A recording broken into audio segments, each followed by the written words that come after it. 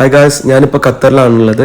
ഞാനിവിടെ Qatar Indian football അസോസിയേഷൻ്റെ football ടൂർണമെൻറ്റിൻ്റെ ഭാഗമായിട്ട് QRI തൃശ്ശൂർ ഫുട്ബോൾ ടീമിനെ പരിശീലിപ്പിക്കാൻ വേണ്ടി വന്നതാണ്. ഞാനിപ്പോൾ ഈ വ്ളോഗിലൂടെ വരാൻ കാരണം എന്താ വെച്ചാൽ, ഫുട്ബോൾ കളിച്ചു കഴിഞ്ഞാൽ എന്താണ് ഉപകാരം, എന്താണ് അച്ചീവ്മെൻറ്റ് നമുക്ക് ഉണ്ടാവുക എന്ന് കാണിച്ചു തരാൻ വേണ്ടിയിട്ടാണ്.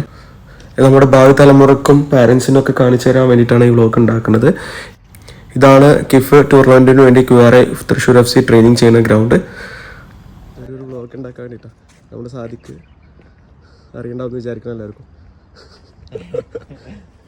ഇതാ നമ്മുടെ ഷിയാസ്, സ്പൈഡർമാൻ, കോട്ടോലിൻ്റെ സ്പൈഡർമാൻ. കാണാൻ തുറക്കടാ. ജാഫർ. അപ്പം ഈ പറയാൻ വേണ്ടി വന്നത് എന്താ വെച്ചാൽ, ഈ കാണുന്ന പ്ലേയേഴ്സിനൊക്കെ ജോലി കിട്ടിയത് ഫുട്ബോൾ കളിച്ചുകൊണ്ട് മാത്രമാണ്.